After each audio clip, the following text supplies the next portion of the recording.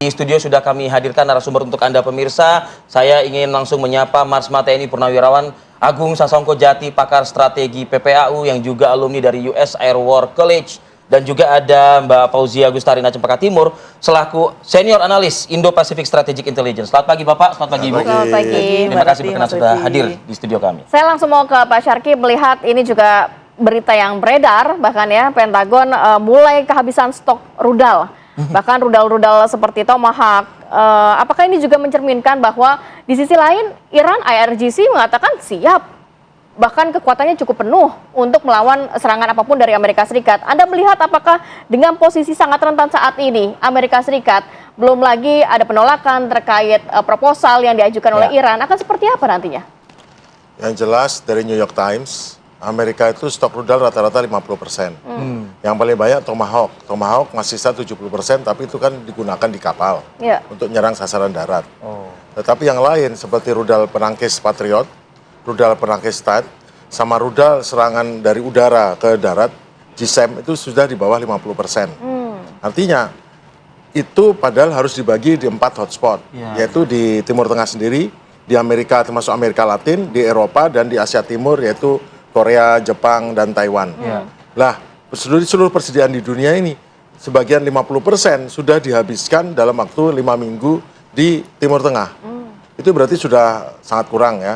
Dan itu tidak bisa dilanjutkan lagi, kalau enggak nanti makin habis. Sedangkan untuk produksi Amerika, contoh pengadaan ya untuk rudal Patriot gitu, itu paling cuman dalam setahun itu dia bisa produksi 100 sampai 200 sampai 300 rudal. 300 rudal setahun ya. Padahal di sisi lain Iran dengan rudal dan balistiknya, New York Times yang sama mengatakan untuk rudal Iran masih 70%. Dan itu produksi jalan terus. Sebanding ya Pak ya. Drone, khususnya drone Shahid dan drone Shahid yang tipe baru, yang 238 yang jet itu kemampuan produksinya, tadinya saya nggak percaya, tetapi ternyata ditegaskan, itu sehari itu 100. Sehari bisa 100? Iya, karena dia seperti mobil kan, kayak mobil ini tinggal ada badan, kerangka, ditabung, taruh mesin, taruh ini, jadi hanya tinggal plak-plak-plak, langsung bisa siap. Dan itu emang sudah, kan itu sederhana ya. Harganya juga $20.000. Dan ampuh banget. Kalau orang bilang nggak mungkin bikin, ya gimana barang seharga $20.000 kalau sehari bikin 100 kan nggak masalah. Ini bukan barang mahal kan, nggak simpel seperti itu. Jadi berarti semakin menekan Amerika Serikat ya? Praktis drone-nya ini, makanya ini drone-nya mungkin udah kembali ke semula. Nah, drone ini berguna untuk swarming, jadi menyerangnya dengan banyak, sehingga sehebat apapun penangkisnya, kalau banyak begini akan ada masalah. Dikaitkan dengan strategi sekarang, memang Amerika, tapi tidak boleh kelihatan lemah kan. Makanya Amerika menggunakan alat-alat militernya, pertama jumlahnya, kapal induknya ada 3, kapal induk marinir ada 3 juga, ditambah dengan sekitar 10 lebih kapal perusak, frigat yang untuk nyegat-nyegat itu, dan siap dengan rudal Tomahawk juga. Tetapi alih-alih dia menggunakan serangan, dia sekarang menekan. Jadi militer tetap digunakan, tapi untuk menekan, memaksa Iran supaya tidak bisa mengirim barang atau menerima barang.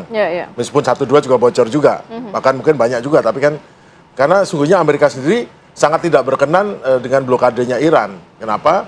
Karena itu membuat tidak bisa keluar ya energi, bahan bakar, gas, helium, pupuk. Karena di Amerika sendiri sekarang harga minyak dan harga pupuk tinggi. Padahal sekarang sudah bulan April, musim tanam gandum, musim tanam kedelai, kacang-kacangan yang merupakan produk ekspor daripada petani Amerika. Dan Amerika tidak biasa untuk memberi subsidi kan. Nah, dia yang penting harga murah. Nah, ini sekarang ada masalah.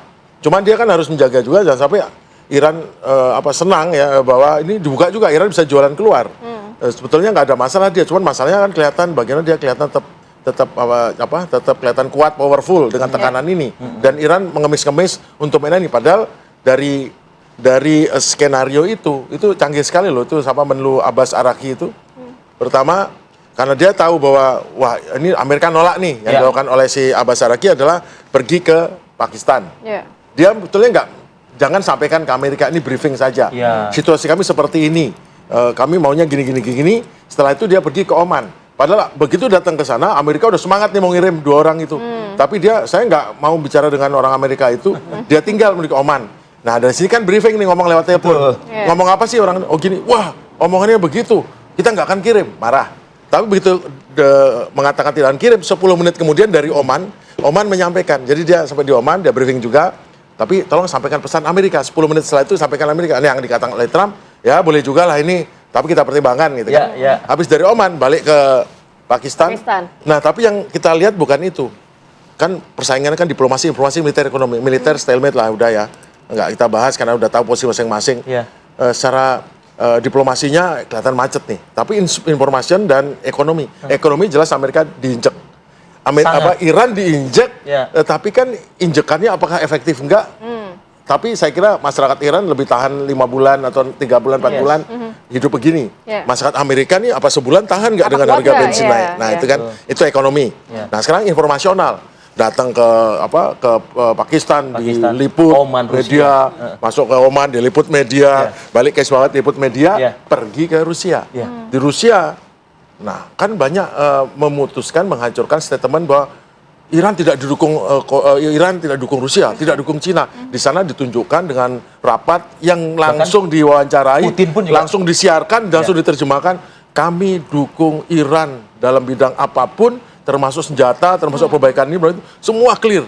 Akhirnya balik lagi ke mana? Ke negerinya. Sekarang dilemparkan itu sekarang Amerika, mari kita pinggirkan dulu nih nuklirnya.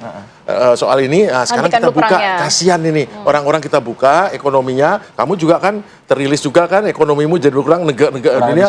Nah sekarang gimana jawab Amerika? Apakah jawab enggak bisa, dia kelihatan jelek.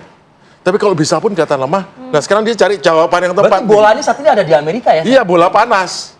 Karena sekarang tadinya kan Iran dituduh, Iran ini nggak mau, dia menghambat, dia blokade, Nah sekarang di Amerika, kalau kamu nggak setuju, menghambat. Soal nuklir, loh saya kan punya 60%, itu belum bom nuklir. Itu nggak ada bahaya apapun, itu cuma 60%, ini kan hanya berupa materi saja. Jadi dirundingkan belakangan nggak apa-apa. Toh perjanjian kemarin saya udah bersedia tuh, itu dijelaskan, saya udah bersedia mengurangi ini, yang kamu batalkan, kamu serang saya itu, tetapi sekarang nggak usah khawatir soal itu. Yang jelas sekarang kita buka sama-sama, kamu seneng nggak? Nah Amerika dalam dilema, ini sekarang udah $109 nih harga minyak. Dia mau bilang enggak, bantah, pokoknya rasa kuat, tapi ambruk ekonominya, nanti kalah pemilu selah. Nah, jadi memang cantik sekali nih. Tapi yang kelihatan di mata publik dunia, apalagi Global South, dari Eropa juga, wah ini keren ya. Si Menlu yang ganteng ini, ibu-ibu kan seneng tuh. Menlu yang ganteng ini, dia bolak-balik, kelihatan internasional, kelihatan keren. Lah Amerika, kemerungsung, ribut, ngancam-ngancam, malah ada penembakan gak jelas. Akhirnya, jadi kan kelihatan kualitasnya berbeda. Jadi perang informasinya berjalan. Dunia jadi punya tafsir sendiri ya. Kita nyapanya Mr. Persepsi. Tapi Pak Sarki aja lah. Mr. Sarki ya. Perang persepsinya itu. Mr. Persepsi. Saya ingin Mbak Cempaka, tadi sudah di-lead secara highlight ya oleh Pak Syarki. Mbak Cempaka lihatnya ini nggak? Kayaknya emang gongnya itu dengan Rusia ini ya kayaknya ya. Apalagi tadi Pak Syarki mengatakan disebar luaskan oleh media, standing positionnya Rusia dan lain sebagainya. Artinya proposal ini masih cukup kuat kah? Atau ini gaya-gayaan Amerika aja seakan-akan menolak proposal yang diajukan oleh Iran?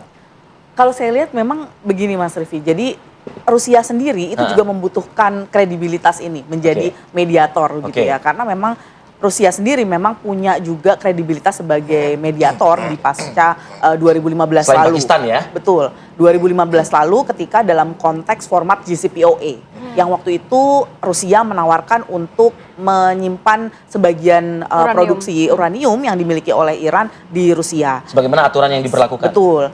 Nah, saat ini memang itu belum menjadi pilihan Iran untuk menaruh kembali produksi uraniumnya di Rusia kembali. Namun memang ini menjadi opsi-opsi karena kita tahu ada dua setidaknya yang menjadi poin negosiasi yang mentok nih, yaitu Rusia dan Hormuz. Nah,